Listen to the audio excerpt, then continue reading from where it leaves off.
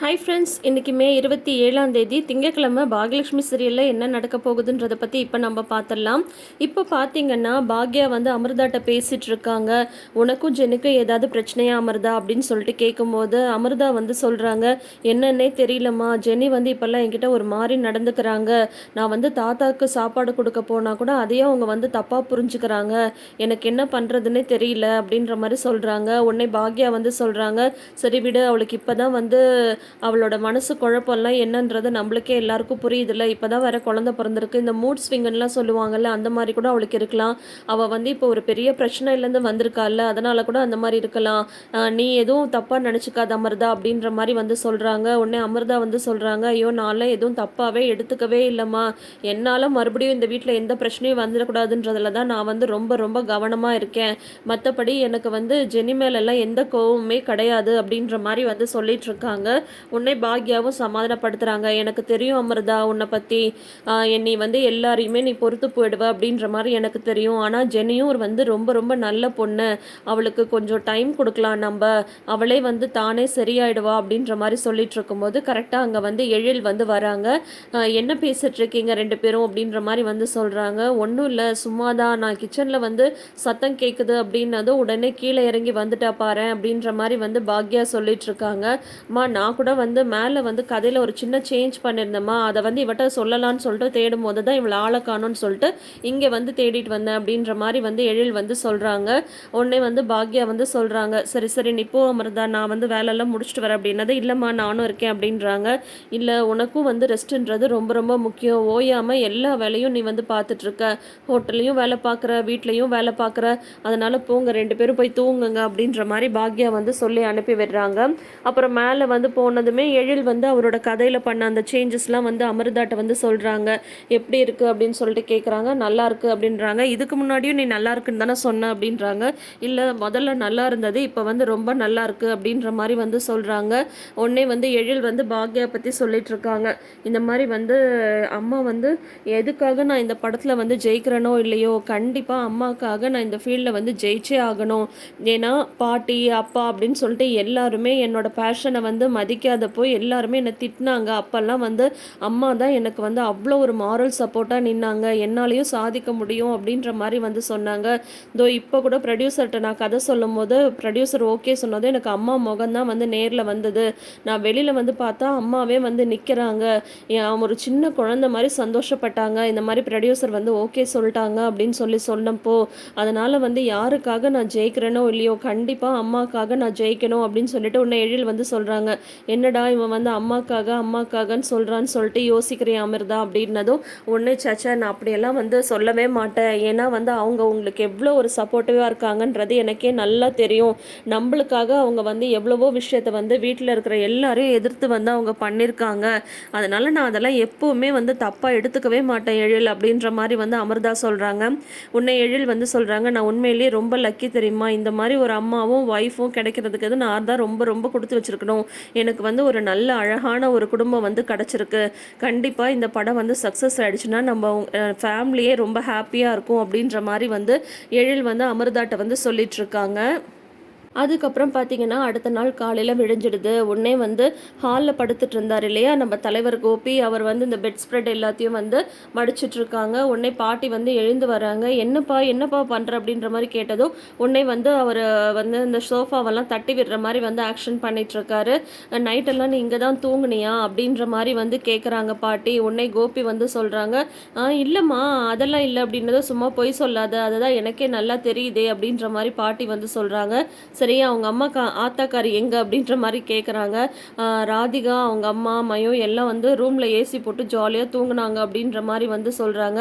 இரு, நான் என்னன்னு இப்பயே போய் கேட்குறேன் அப்படின்னு சொல்கிறாங்க ஈஸ்வரி பாட்டி. உள்ளே பார்த்தீங்கன்னா ராதிகா அவங்க அம்மா அவங்க இவங்க ரெண்டு பேரும் பேசுகிறதெல்லாம் கேட்டுட்டு தான் இருக்காங்க. உன்னை கோபி வந்து வேணாம்மா காலையிலே எதுக்குமா சண்டை, அதெல்லாம் ஒன்றும் வேணாம், சரி நீங்கள் காஃபி குடிச்சிங்களா அப்படின்ற மாதிரி கேட்குறாங்க. எங்கே, எனக்கு இந்த வீட்டில் காஃபி போடுறதுக்கு யார் இருக்கா, இருப்பா நானே போய் நம்ம ரெண்டு பேருக்கும் போட்டு வரேன் அப்படின்னு சொல்லிட்டு ஈஸ்வரி வந்து சொல்கிறாங்க. உடனே வந்து பார்த்தீங்கன்னா, கோபி வந்து சொல்றாரு, "இல்ல இல்லம்மா நான் போய் காஃபி போடுறேன்" அப்படின்றாங்க. "யாரு நீயா? உனக்கு தான் காஃபி போடவே தெரியாதே" அப்படின்ற மாரி ஈஸ்வரி பாட்டி வந்து சொல்றாங்க. "என்னம்மா நான் இவ்ளோ பெரிய க்ளவுட் கிச்சன் நடத்துறேன். ஒரு காஃபி போட மாட்டேனா? நான் போய் போடுறேன்" அப்படின்றாங்க. உடனே உள்ளேருந்து ராதிகா எந்திரிக்கிறாங்க. "இரு எங்க போற?" அப்படின்றாங்க கமலா. "இல்ல நான் போய் காஃபி போட்டு குடுத்துட்டு வரேன்" அப்படின்னதும், "அதெல்லாம் ஒண்ணும் தேவையில்ல. அதான் அவர் வந்து போட போறாருல்ல. அவங்க அம்மாக்கு அவரே காஃபி போட்டு தரட்டும். உட்காரு நீ பேசாம" அப்படின்னு சொல்லிட்டு ராதிகா அவங்க அம்மா வந்து சொன்னதும், ராதிகாவும் உட்காந்துடுறாங்க பேசாம. இங்கே வந்து பார்த்தீங்கன்னா, கோபிக்கு தான் சுடு தண்ணி கூட வைக்க தெரியாதே! இப்போ அவர் வந்து பார்த்தீங்கன்னா, பால காய்ச்சி ஏகப்பட்ட காஃபி பவுடர வந்து போட்டு எடுத்துட்டு போறாங்க. சரி இந்த காஃபி நல்லாருக்குன்னு தான் நெனைக்கிறேன், அப்டின்ற மாரி வந்து எடுத்துட்டு போறாங்க. உடனே வந்து ஈஸ்வரிட்ட கொண்டு போய் குடுக்குறாங்க. "பாருங்கம்மா சூப்பரா போட்டிருக்கேன்" அப்டின்னதும், உடனே அவங்க ஸ்மெல் பண்ணி பார்த்துட்டு, "ஃபில்டர் காஃபி இல்லையாப்பா?" அப்டின்ற மாரி வந்து கேட்குறாங்க ஈஸ்வரி. உடனே வந்து, "இல்லம்மா டிகாஷன் வந்து யாருமே இறக்கி வைக்கல. எனக்கு அத செய்யவும் தெரியாது. இன்னைக்கு ஒரு நாள் இத வந்து குடிச்சுக்கோங்க. நான் வேணா இல்லன்னா வந்து ஆர்டர் பண்ணவா? 20 நிமிஷத்துல காஃபி வந்துடும்" அப்படின்றாங்க. உடனே வந்து, "அதெல்லாம் வேணாம். நான் இதையே குடிக்கிறேன்" அப்படின்னு சொல்றாங்க. வாயில வச்சதும் வாயில வைக்க முடியல. அவ்ளோ கசப்பு. உடனே வந்து பார்த்தீங்கன்னா, "காஃபி எப்படிம்மா இருக்கு?" அப்படின்னு சொல்லிட்டு கோபி வந்து கேட்குறாங்க. மகன விட்டு குடுக்க முடியாது இல்லையா? உடனே பாட்டி வந்து சொல்லிடுறாங்க, "அதுக்கு என்னப்பா காஃபி வந்து சூப்பரா இருக்கு" அப்படின்னு சொல்றாங்க. "நீங்க ஒண்ணும் கவலைப்படாதீங்கம்மா. இதே மாரி நான் வந்து சூப்பரா காஃபி போட்டு புதுசா ஒரு காஃபி ஷாப்பே ஓப்பன் பண்ணிடுறேன்" அப்படின்ற மாரி சொல்றாங்க. "இந்த காப்பியாப்பா? சரிப்பா" அப்படின்னு சொல்றாங்க. "சரி நீ வந்து வாக்கிங் போலையா?" அப்படின்னதும், "வாங்கம்மா நம்ம 2 பேரும் வந்து போயிட்டு வரலாம்" அப்படின்னு சொல்றாங்க. "இல்லப்பா உன்னோட ஸ்பீடுக்குலாம் என்னால நடக்க முடியாது. நான் பொறுமையா வரேன். அது மட்டும் இல்லாம உங்க அப்பாவ வேற நான் பார்த்து பேசணும்.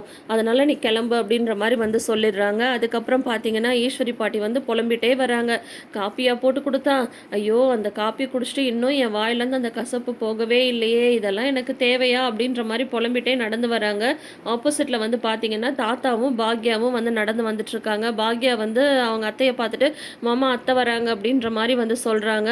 உடனே வந்து, "என்ன ஈஸ்வரி காலையிலேயே வாக்கிங் வந்துட்ட?" அப்படின்ற மாரி வந்து கேட்குறாங்க. "ஏன் நான் வந்தா என்ன?" அப்படின்ற மாரி வந்து சொல்றாங்க. "இல்ல, இல்ல நீ காலங்காத்தால இந்த மாரிலாம் வரமாட்டியே, அதனால தான் கேட்டேன்" அப்படின்ற மாரி சொல்றாங்க. உடனே வந்து பாக்யா வந்துட்டு அவங்க அத்தைட்ட பேச போறாங்க. ஆனா ஈஸ்வரி வந்து முகம் கொடுத்து பேச மாட்டேன்றாங்க. உடனே பாக்யா வந்து புரிஞ்சுட்டு, "சரி மாமா நான் கொஞ்சம் முன்னாடி போயிட்டுருக்கேன். நீங்க வாங்க" அப்படின்ற மாரி வந்து சொல்லிடுறாங்க. "ஏம்மா?" அப்படின்னதும், "இல்ல நேத்தே வந்து 2 நாளா வந்து ஒருத்தவங்க வேலைக்கு வரல. அவங்க கிட்ட போய் கேட்கணும் என்ன ஏதுன்னு சொல்லிட்டு" அப்படின்ற மாரி பாக்யா வந்து இவங்க 2 பேரையும் பேச வைக்கிறதுக்காக பாக்யா வந்து நகர்ந்து வந்துடுறாங்க. அதுக்கப்புறம் வந்து பார்த்தீங்கன்னா, "சரி எப்படி இருக்க? பையன் உன்ன எப்படி பார்த்துக்கிறான்?" அப்படின்ற மாரி சொல்றாங்க. "ஐயோ! அது ஏங்க கேட்குறீங்க? நான் வந்து கோபி கூப்பிட்டானே அப்படின்னு சொல்லிட்டு தான் அந்த வீட்டுக்கு வந்து போனேன்.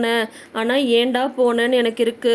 இப்போ ஒரு காஃபின்னு ஒண்ணு போட்டு குடுத்தான் பாருங்க. அந்த காஃபிய சாப்பிட்டுட்டு எனக்கு அப்படியே அது பாவக்காய் கசப்பு கூட இல்ல. அவ்ளோ கசப்பு.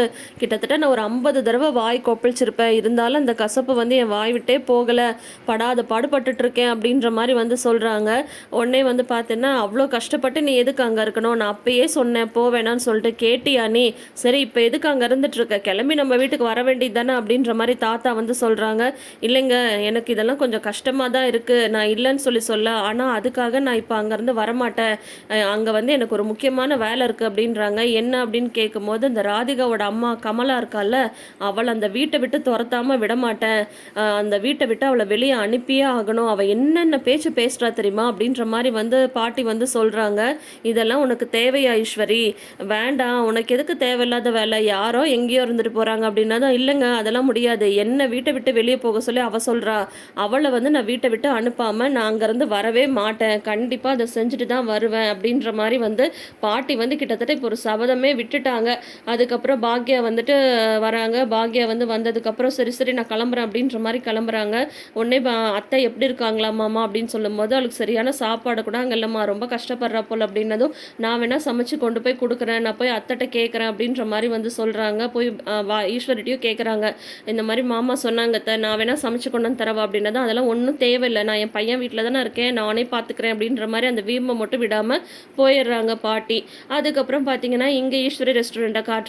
அங்க அந்த பார் ஓனர் வந்து ஓப்பனிங்க்கு இன்விடேஷன் வந்து வைக்கிறதுக்கு வராங்க. இன்விடேஷன் வச்சுட்டு போறாங்க. பரவாயில்லையே வியாபாரம் நல்லா தான் நடக்குதுன்ற மாரி அந்த ஹோட்டல் மேலேயே அவருக்கு வந்து கண்ணா இருந்துட்டுருக்கு.